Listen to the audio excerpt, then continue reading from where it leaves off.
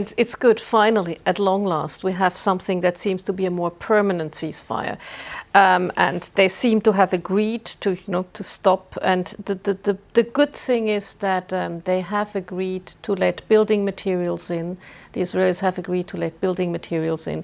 Because what happened during the last big incursion in about 2008, 2009, the big conflict, lots of schools and so on got destroyed, and you couldn't get building materials in, so these things couldn't get schools, these buildings couldn't get rebuilt.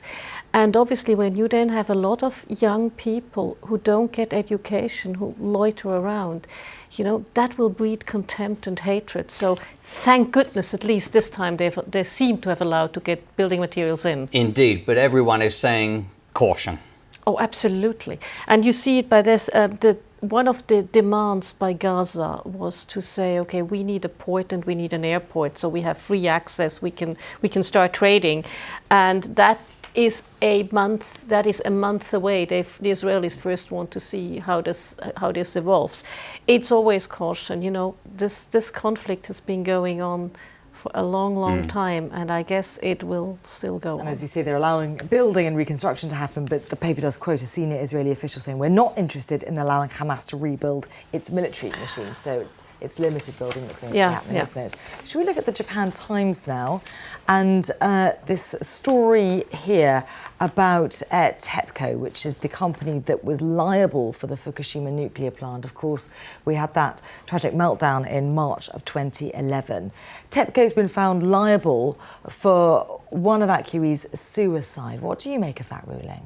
There's two things that's interesting. I mean, Japanese culture is different to our culture here, and suicide is something that's more of an option in Japanese society than it would be here. What is interesting here is there have been some the government has a dispute resolution mechanism, and some settlements have been reached by some people who committed suicide and Tepco. This went to court, which is a very unusual thing in Japan. Again, Japan is not a litigious society. You don't go to court. So this was quite interesting. But when you then look at it, it sounds like a huge sum, 1.9 million yen. It's $180,000. And of course, you know Japan very well, Cornelia. You lived and worked there. But the big question for Tepco is, does this court now pave the way for other similar claimants to come forward? Hundreds of people, I wonder. Well, it's not. It's more in the 50s, or in the 50s, or 100. It's not that many. It may, but again, Japanese culture. This is not a litigious society. Japanese tend to go for dispute resolution mechanisms. And then you have to see one thing, there's very few lawyers in Japan. It's not like the US or the UK where everybody who is bright becomes a lawyer. In Japan, basically nobody becomes a lawyer. Okay, we're going to move on to the Moscow Times next. I think this is a very interesting story about we've had the tit-for-tat bans, haven't we? The food ban and this between Russia and the rest. And this looks at the fact that actually the World Trade Organization may itself now come apart. Well, I think it will take a bit more for the World Trade Organization to come apart. But I mean, they have been woefully negligent in getting Doha round finalized, so they're not doing too well. But the interesting thing is, obviously, Russia had enacted this national security clause, which is when then you can put in bans. And the problem is the WTO does not specify what a national security risk is, so you can go out. What this shows, though, is that these sanctions, it's not that easy, because why is Poland urging the EU to help them?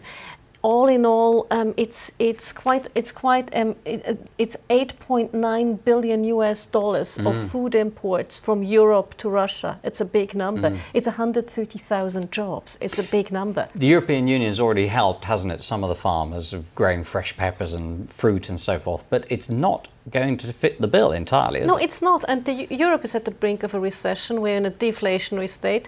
Russia is in a recession, and they've come down 0.2% year on year in GDP.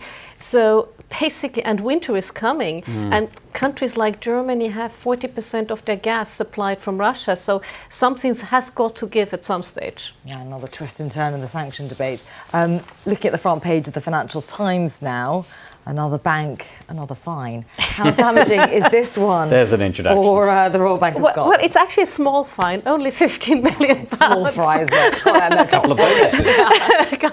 Absolutely. I mean, what's interesting here is it is the RBS again. They were in the LIBOR scam, they were in the payment protection scam.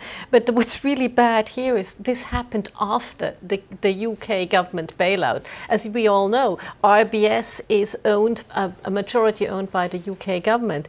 And the new CEO is the former head of retail banking. So I guess some people have their work cut out for themselves. Cornelia, moving on to the Times now. This ban or proposed ban on smoking e-cigarettes indoors. Everyone was saying they're safe. Now it looks like they're saying they might not be safe. Well, yes, the WTO says there may be some toxins in there. But there's no definition of how toxic it is. So I guess we'll have to wait. I mean, this is the WTO may know more than we know, or probably does know more than we know. And I think this is the beginning of a long and prosperous debate for lawyers. And the other point, that was made by the World Health Organization in this report is that we'd always been told that one of the big benefits of e-cigarettes is that they help you to quit smoking. And now they're saying we actually don't think they do help you to quit either. Yeah, and I think the thing is it sort of conditions. You know, in the movies in the 1940s and 50s, it was so hip to be smoking. It sort of makes it hip again to have something hanging in your mouth and doing something with your hand. So maybe it re-socializes the concept of smoking. And this idea that originally it was just claimed to be water vapor was what was being expelled, but now this report cites evidence that the vapor is alleged to contain harmful pollutants. I mean, it's quite a turnaround. It's quite a turnaround, but it doesn't say how big, how big the amount of how concentrated this outflow of harmful pollutants is. So I guess to really make up our minds, we all do need to know a little bit more. Yep. And I hadn't realised before reading this about all the different flavours you could get them in, candy-like flavours. The suggestion You innocent. I don't smoke. I'm not been buying up e-cigarettes, clearly. Kate Bush, who's a fan? I am. Are you, Cornelia? Not really, but she is sort of the godmother of the alternative singers, the godmother of the Björks of this world, although she didn't walk around in swan dresses. But it's defining for a generation. I mean, she was very big when I was a teenager, and I remember Wuthering Heights very well. So I guess that ages me. I'm giving my age away. But she is, I guess she is for a generation. She's something very big, and her to come back. But what a well-adjusted woman. She went off and had a child and had a life, and didn't nobody knew she had a child and had a life. So she's pretty much held it together. And indeed, I think her son Bertie was performing on stage as well. So it was a family affair.